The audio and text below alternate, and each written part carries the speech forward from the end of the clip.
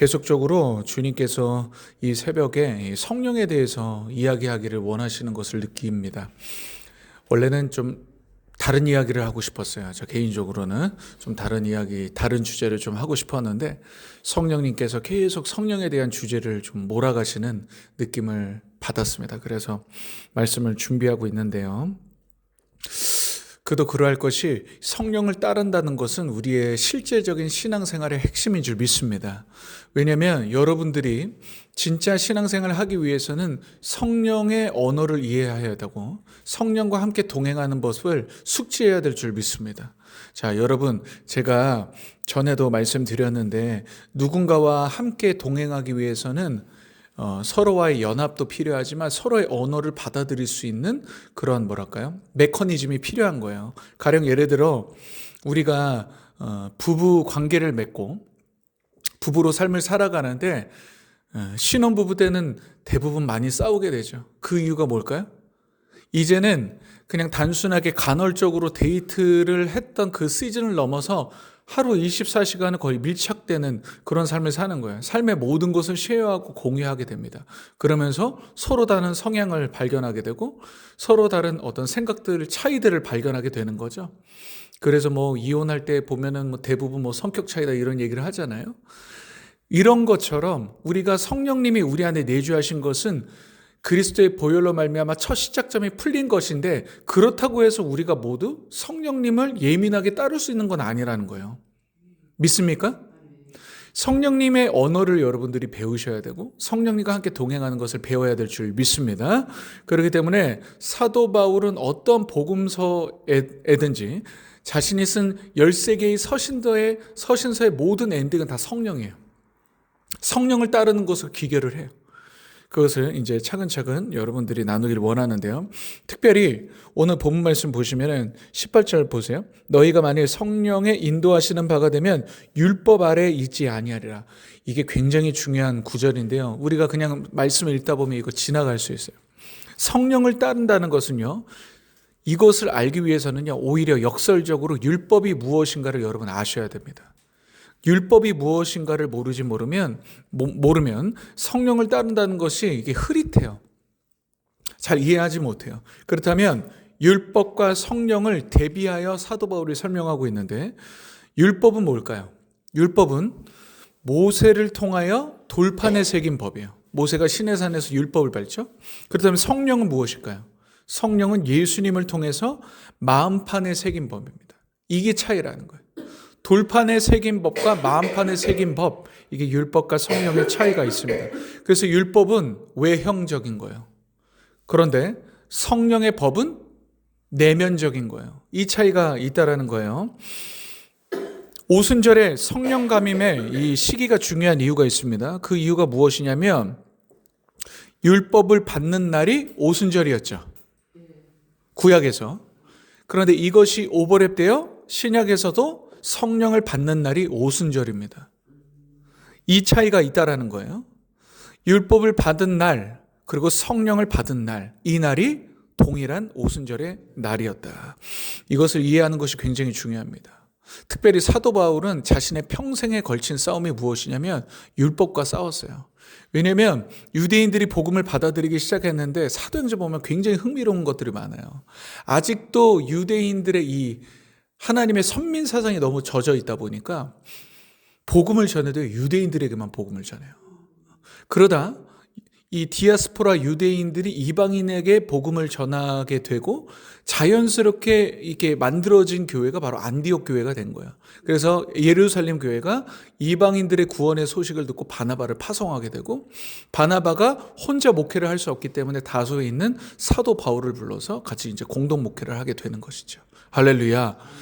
이처럼 여러분 우리가 제 아무리 예수를 믿고 성령이 우리 안에 임해도요. 성령의 역사를 깨닫지 못할 수 있는 그런 여지들은 있다라는 거예요. 오죽하면 그 위대한 사도 베드로도요. 이방인들에게 주의 복음이 증거된다는 거에 대한 개념 자체가 없었어요. 그래서 요바에서 기도할 때 주님께서 환상을 통해 무엇을 보여주세요? 내 보자기에 율법에 부정한 음식들을 이렇게 내려오잖아요. 너 잡아먹어라. 그러니까 잡아먹지 못하는 거야. 3번 그것을 거절합니다. 그러고 나서 이게 뭘까? 그러던 중에 로마 백부장의 하인이 오게 되죠. 그래서 초청을 하게 됩니다. 그 가족들에게 복음을 전할 때 어때요? 동일한 성령이 내리신 거예요. 할렐루야. 그때 자신이 깨닫게 돼요. 이 복음이라는 거, 이 성령이 이방인들에게도 증거가 되고 회개의 복음이 증거되는 것이구나. 할렐루야. 그래서 성령이 우리 안에 계셔도요, 성령이 우리를 깨우치고, 그래서 성령님의 별명이 뭐예요? 지혜와 계시의 영이잖아요. 깨닫게 해 주셔야 될 줄 믿습니다. 그래서 여러분들이 매일 예배를 드리고 성령과 동행하면서 이전에 몰랐던 것들이 깨달아지고 이전에 알지 못했던 것들이 선명하게 알게 되는 은혜가 있기를 주님의 이름으로 축복합니다. 초대교회 이슈는 그래서 뭐예요? 율법에 대한 정의를 못하는 거예요. 율법을 어떻게 해야 될지. 내가 예수를 믿고 구원을 받았는데 이 율법은 지키는 거야 마는 거야? 막 이런 논쟁들이 한참 심화됐다는 거예요. 그렇기 때문에 사도행전의 15장에 어떤 내용이 나오냐면 바울과 바나바를 통해서 이방인들의 복음이 증거되는데 이 가만히 들어온 이 거짓 선지자들 또 율법주의자들이 뭐냐면 복음을 믿어도 할례를 받으라 한다. 할례를 꼭 받아야 된다 이렇게 얘기를 하는 거예요. 이것 때문에 굉장히 심한 논쟁이 붙습니다. 그래서 예루살렘 제1차 공의회가 바로 사도행전 15장의 내용이에요. 그러면서 베드로가 자신이 이방인들에게 복음을 증거했을 때 성령이 내려온 사건 이것들을 다 요목조목 정리를 하여 결론을 내리죠. 우리도 지지 못했던 무거운 짐들을 이방인들에 지게 하지 마라. 그래서 피채 먹는 거, 목매어 죽인 것, 우상의 제물들을 조심하면서 몇 가지의 조심할 것들을 얘기하고 율법에 대해서는 자유를 줍니다. 할렐루야. 그런데요, 여러분, 이게 쉽게 깨질까요? 안 깨질까요? 안 깨져요. 안 깨집니다. 결국 사도 바울이 어떻게 순교를 당해요? 율법의 열성이 있는 자들에 의해서 순교를 당해요. 사도 바울이 어떤 오해를 받아요? 모세의 율법을 파괴하는 자로 그런 취급을 받는다는 거예요. 그러니까 민족의 정체성을 완전히 도말해버리는 이방인의 사도로서 그런 상황 속에서 사도 바울이 순교를 하게 됩니다. 그런데 여러분 잘 들어주세요. 다 그때마다의 싸움들이 있어요. 그때마다 깨어야 되는 씨름들이 있어요. 여러분들이 지금 알고 있는 예수님의 인성과 신성 그것 때문에 순교가 일어났어요. 예수님은 인성이 100%고 신성이 100%다. 이 이론을 정립하기 위해서 수많은 피 튀기는 정말 전쟁들이 있었다는 거예요. 그래서 우리는 그것들을 수혜로 받고 있는 겁니다. 할렐루야. 그렇기 때문에 사도 바울이 자신의 인생을 걸고 율법주의와 싸웠어요. 그렇다면 사도 바울의 시즌이 끝나고 12사도들이 모두 다 죽었을 때 마지막 12사도의 마지막 생존자 사도 요한은 무엇과 싸웠을까요? 영지주의와 싸운 거예요. 그 당시 이단들과 싸운 거예요. 이처럼 또 영지주의 얘기하면 너무 오래 걸리기 때문에 그 시대마다 싸워야 되는 것들이 있는 것입니다. 그 시대마다. 그런데 특별히 이 율법이 무엇인가를 여러분들이 이해를 잘 하셔야 되는데 율법 시대의 특징이 있어요. 특징이 무엇이냐면 율법은 여러분 의로운 것입니다. 하나님의 선한 것이에요. 문제는 뭘까요? 율법을 의로운 것으로 우리에게 주셨지만 그것을 지킬 능력을 주시지 않았다는 거예요. 이게 핵심입니다. 그렇다면 성령의 법은 뭘까요? 이것을 제가 고난 주간 특별 새벽 기도회 때 십자가의 도라는 주제로 굉장히 자세하게 다룰 거예요. 여러분 죄와 사망의 법으로부터 생명의 성령의 법이 죄와 사망의 법으로부터 우리를 해방하신 줄 믿습니다. 그런데 여러분 죄와 사망의 법이 뭐예요? 여기에 대해서 몰라요. 목회자들도 몰라요. 죄와 사망의 법은 율법을 말하는 거예요. 그래서 율법이 할 수 없는 것을 하나님은 하시나니 하면서 성령의 법을 강조하신 줄 믿습니다. 이처럼 우리가 이 말씀을 연구하고 이 말씀을 깊이 아는 은혜가 필요할 줄 믿습니다. 제가 어제도 여러분 목사님들의 설교를 대부분 많이 듣습니다. 제가 하루 종일 들어요. 하루 종일 존경하는 목사님 듣고 그리고 유튜브 알고리즘 통해서 딱 보면은 이렇게 말씀들이 쫙 나와요. 이것도 제가 비판하기 위해서 한 게 아니라 목사님들이 요즘 화두가 뭐냐면 AI예요. AI 시대에 뭘 하고 막 시대를 분석합니다. 그런데 여러분 기본 없는 기술은 다 필요 없는 거예요. 믿습니까? AI 시대의 교회가 어떤 모습으로 해야 될까? 그런데 내가 봤을 땐 십자가와 성령을 몰라. 십자가와 성령을 따르는 법을 성도들에게 가르치지 못해. 그러놓고 AI 시대에 뭐 어떤 위기들을 교회가 대처하려 해요. 여러분, 안 되는 것입니다. 우리가 성경의 본질로 돌아가야 될 줄 믿습니다. 그래서 여러분, 시대가 급격하게 변하면 변할수록 중요한 게 뭔지 아세요? 변하지 않는 걸 잡는 거예요. 변하지 않는 거. 변하지 않는 것은 성경의 진리인 줄 믿습니다. 믿습니까? 진리의 말씀, 예수 그리스도의 십자가의 도, 성령을 따르는 삶, 이것이 우리 안에 충분히 세팅되면요, 여러분, 나머지는 다 이해되게 되어 있습니다. 여러분, 위조 지폐를 구별하는 법이 뭐예요? 위조 지폐로 공부하는 게 아니죠. 진짜를 공부하면 위조 지폐가 뭐가 틀린지를 다 보이는 거예요. 믿습니까? 앞으로 무슨 AI 교회가 나온다, 뭐 AI가 더 설교를 잘한다, 뭐 AI 목사가 나와서 지금 벌써 판을 치고 있다. 여러분, 다 이거 거짓입니다. AI에 무슨 영이 있습니까? 여러분, 내 말은 영이요 생명이니 말씀하셨어요. 믿습니까? 그래서 하나님의 영은 항상 인격체를 통해 나가는 거예요. 믿습니까? AI가 제 아무리 설교를 잘하고 분석은 잘할 수 있죠. 지식을 우리에게 그 어떤 목사님들보다 더 잘 증거할 수 있습니다. 그래, 영은 아닌 거예요. 영은 아닌 거예요. 믿습니까? 그런데 이것들이 분별함이 어디서 오냐는 거예요. AI 공부에서 오는 게 아닙니다. 성경의 기본으로 돌아갔을 때 우리는 이것들이 다 분별하게 될 줄 믿습니다. 할렐루야. 자, 그렇기 때문에 사도 바울은 심도 있게 율법의 문제를 세 가지로 다루는데요. 율법주의자들과 싸우는 문제에 있어서 핵심이 뭔지 아세요? 그게 바로 로마서예요. 로마서예요. 그래서 여러분들이 굉장히 주의 깊게 생각해야 될 부분이 있는데, 오직 의인은 믿음으로 말미암아 산다. 이 말 너무나도 여러분 잘 아는 말씀이죠. 그래서 우리는 이것을 이 마틴 루터를 통해서 오직 믿음이다, 막 이것으로 막 구원론을 끄집어냅니다. 그런데 여러분, 회개와 믿음이에요. 오직 믿음이 회개를 빠뜨리는 것이 되면 안 돼요. 회개하고 복음을 믿으라 하셨기 때문에.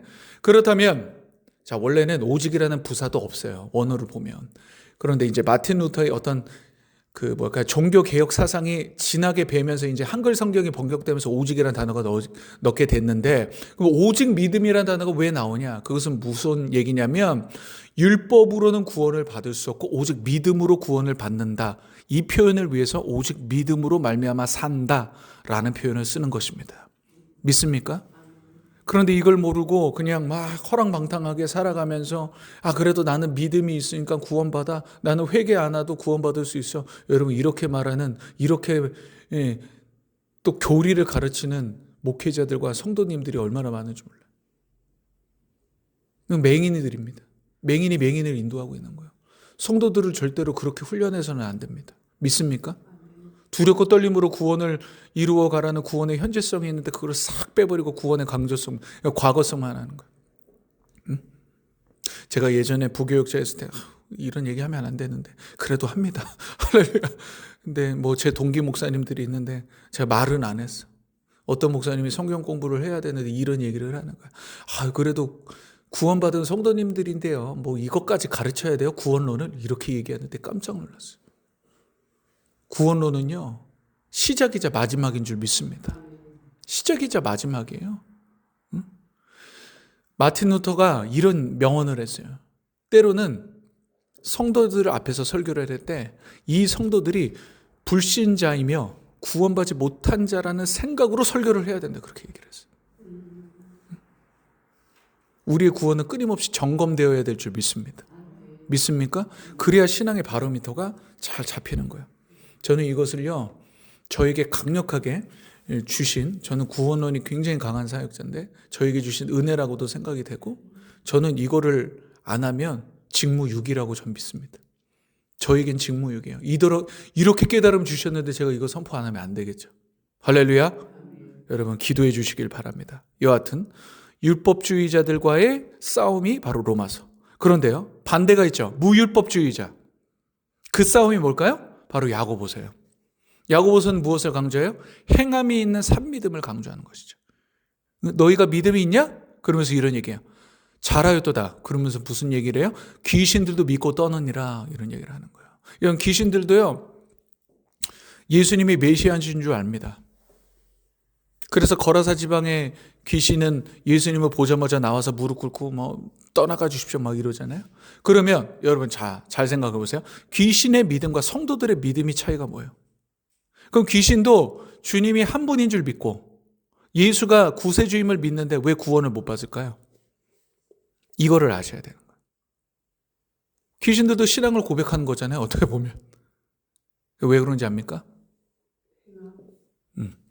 구원을 받았다는 것은요, 관계가 설정된다는 거예요. 하나님의 자녀와 아버지의 관계가 설정됐다는 거예요. 귀신은 믿음을 고백해도 하나님 한 분인 줄 알아도 타락한 영이기 때문에 관계 설정이 안 되는 거예요. 그래서 찬송가의 한 구절이다. 천사들도 우리를 흠모한다고. 왜요? 천사들은 하나님의 종이지 자녀가 아니에요. 믿습니까? 여러분, 이런 구원론을 선포해야죠. 이런 구원론을 알지 못하는 성도들이 그냥 신앙생활하는 거예요. 그냥 신앙생활하는 거예요. 그러니까 어때요? 영이 약해. 영이 약해. 세상과 타협하는 것을 어떻게 생각하냐면, 우리가 죄인이고 우리가 어쩔 수 없죠. 이렇게 살면서 살아가는, 자꾸 이렇게 우리의 영혼을 스스로 자위하고 이렇게 타협을 합니다. 그러면요, 주님의 날에 우리가 자랑할 것이 없습니다. 사랑하는 성도 여러분, 두렵고 떨림으로 구원을 이루어가므로 여러분들이 그리스도의 날에 자랑할 것이 있기를 주님의 이름으로 축복합니다. 아멘. 자, 그리고 오늘 본문 말씀은 갈라디아서인데 이게 어려워요. 정리할게요. 로마서는 뭐였어요? 율법주의자. 야고보서는 무율법주의자. 근데 갈라디아서는요, 율법과 복음이 섞여 있어요. 율법과 복음이 섞여 있어요. 자, 아까 서두에 말한 것처럼 사도행전 15장이 예수를 믿어도 율법을 지켜야 된다. 갈라디아서가 바로 그런 내용입니다. 가만히 들어온 거짓 선지자들에 의해서 예수를 믿어도 이방인들은 다시 유대교의 율법을 지켜야 된다라는 거짓 복음이 나옵니다. 그래서 사도 바울이요, 갈라디아서는 인사도 안 해요. 내가 전하는 복음 외에 다른 어떤 천사라도 전할지라도 저주를 받을지어다 막 이렇게 얘기하는 거예요. 강력한 복음을 선포합니다. 그러면서 율법으로 난 자녀와 성령으로 난 자녀를 대비시키죠. 그 그림 언어 중 하나 아브라함을 갖고 오는 거예요. 그래서 아브라함이 자신의 노력과 힘, 왜냐하면 율법은 자기의 공로로 무언가를 이루어보려는 인간의 노력을 율법이라고 얘기하는 거예요. 그래서 아브라함이 자기의 노력으로 하나님의 뜻을 이루어보려고 발버둥치죠. 그래서 낳은 자녀가 누구예요? 이스마엘. 그런데 하나님의 약속을 믿고 기다림으로 낳은 자녀가 누구예요? 이삭. 그래서 사도 바울이 이 논법을 쓰는 거예요. 그래서 이스마엘의 자녀가 후손이 아니라 바로 이삭이 바로 믿음의 조상과 계열이다. 그래서 이삭을 예수 그리스도의 예표로 가져간다는 거죠. 할렐루야. 여러분, 사도 바울은 정말로 이 말씀을 제가 연구해서 천재예요, 천재. 이거는 계시 외에는 답이 없어요. 이거를 깨달을 수 있는 사람이 없어요. 이 깊은 말씀의 맛을 여러분들도 보시길 주님의 이름으로 축복합니다. 저는 성경 읽을 때마다 소름이 돋을 때가 한두 번이에요. 얼마나 깊은 말씀인지. 그렇기 때문에 사랑하는 성도 여러분, 여러분들에게 세 가지가 동일하게 적용되는 거예요. 첫째, 율법주의적 신학생활이 있습니다. 사람의 행위로서 하나님의 의에 이르려는 노력인데, 쉽게 얘기하면 여러분들이 율법주의자들의 특징이 있는데, 그게 뭐냐면요, 마음의 평강이 없는데 계속 하는 거예요. 마음이 평강이 없는데요, 계속 봉사합니다. 일합니다. 그러면 어떤 증상이 나타나냐? 원망과 불평이 나오는 거예요.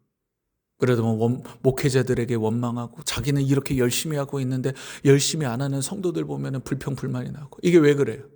이게 자기의 열심으로 있는 거예요. 자기의 열심으로.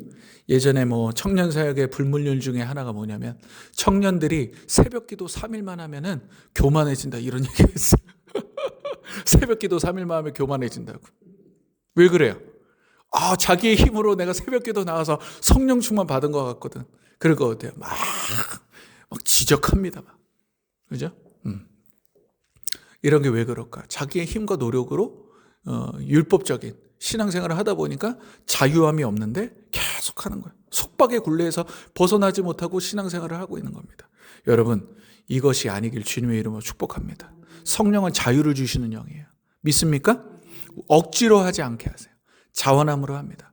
그래서 제가 성도님들에게 당부하는 것 중 하나가 뭐냐면은, 혼자 일하면 안 된다. 혼자 일하면 반드시 불평과 불만이 생깁니다. 혼자 일하면 안 돼요. 차라리 일을 안 하는 게 나아요. 불평불만이 생길 것 같으면 일을 안 하는 게 낫습니다. 그리고 같이 하자고 독려하면서 하는 게 나아요. 근데 혼자 그것을 짊어지고 가다 보면은 불평불만 생기고 결국 그 불똥이 막 서로에게 막 튀는 거죠. 그래서 교회가 분열이 나는 거예요. 여러분, 그런 일들이 없기를 바랍니다. 자, 두 번째요. 무율법주의자적 신앙생활이 있는 거예요. 도덕이 없어요. 도덕이. 그래서 복음은 우리에게 자유를 준다 해서 그냥 세상 사람들처럼 똑같이 살면서 주일날 예배 한번 드리고 구원받았다는 착각을 합니다. 유럽 교회가 얼마나 망가졌냐. 월화수목 토요일까지는 술집입니다. 그리고 주일에만 주일을 하는 거예요. 그러면서 제가 뉴스인가 다큐멘터리인가 그 인터뷰를 보고 깜짝 놀랐어요. 한 청년이 이렇게 얘기하는 거예요. 하나님은요, 내가 즐거워하는 것을 하기를 원하십니다. 이런 얘기를 하는 거예요. 여러분, 진리는 대입을 잘해야 되는 거예요. 믿습니까? 그런 식으로 자기의 영혼에 그냥 편법 쓰고 합리적인 생각으로 이런 무율법적인 이런 신앙생활을 하는 것은 여러분들이 경계해야 될 줄 믿습니다. 그리고 세 번째, 그죠? 율법과 복음이 섞였어요. 어느 순간에는 복음의 자유로 일을 하다가 어느 순간 또 속박에 굴려 있어요. 이렇게 막 우리들 가운데 이런 세 가지의 양상들이 성도들에게 나타날 수 있다. 여러분들이 이것을 꼭 기억하시길 바랍니다. 그러면 마지막으로 제가 성령을 따라 행한다는 것이 무엇인가 세 가지를 나누겠는데, 성령을 따라 한다는 것의 첫 번째, 제일 중요한 건데요. 출처가 중요해요. 성령이 시작한 일이 성령을 따라 행하는 거예요. 믿습니까? 자, 율법주의자적 신앙생활의 특징, 자기가 먼저 시작해요. 뭘 해도 자기가 먼저 시작해요. 제가 말씀을 준비하고 제가 사역을 진행하고 목회를 하는 것에 있어서 가장 많이 신경 쓰는 부분이 바로 이겁니다. 하나님으로부터 시작된 일인가? 이게 가장 중요한 줄 믿습니다. 이것으로부터 시작돼야 성령께서 역사하시는 거예요. 여러분, 우리는 하나님께 영광을 돌린다는 개념을 잘 잡아야 되는데, 하나님께 영광을 돌린다는 것은 하나님이 말씀하신 것으로부터 시작되는 거예요. 하나님이 말씀하신 일을 하나님이 성취하심으로 영광을 받으시는 줄 믿습니다. 믿습니까? 나로부터 시작된 일은 하나님께 영광이 되지 않아요. 제 아무리 선하게 보이는 모든 일들도 그렇게 되지 않아요. 자, 사도 바울 보세요. 사도 바울이 바로 율법으로부터 자유해져서 복음을 받아들이죠. 율법에 갇혀 있을 때는 율법엔 흠이 없는 자였지만 결국 하는 게 뭐예요? 예수를 믿는 자들을 죽이려고 살기 등등하게 나가는 거예요. 그런데 어떻게 됩니까? 다메섹 도상에서 빛을 보죠. 근데 그 빛 가운데 무엇이 드러나요? 자기 눈에 비닐이 드러나는 거예요. 이 눈의 비닐이 상징하는 바가 뭡니까? 하나님을 본다 생각했어요. 그래서 율법주의자들이 깨지는 게 제일 힘들어요. 율법주의자들은 깨지면요, 굉장히 고통스러워합니다. 왜냐하면 자기가 믿었던 신념들이 다 깨지는 거거든요. 그래서 복음의 자유를 누리는 자들이 꼴사 나와. 자기는 이렇게 열심히 하는데 나는. 그런데 저 성도 보니까 너무 자유로워 보이거든. 너무 행복하고 해피하게 신앙생활을 하는 것 같아. 그게 꼴배기 싫어. 자기는 힘들어 죽겠는데. 이게 율법주의자들이 예수님을 못 받게 한 또 다른 이유가 되는 거야. 시기와 질투. 그래서 그 눈의 비닐이 아나니아 안수를 통해 벗겨지게 되는 것이죠. 할렐루야.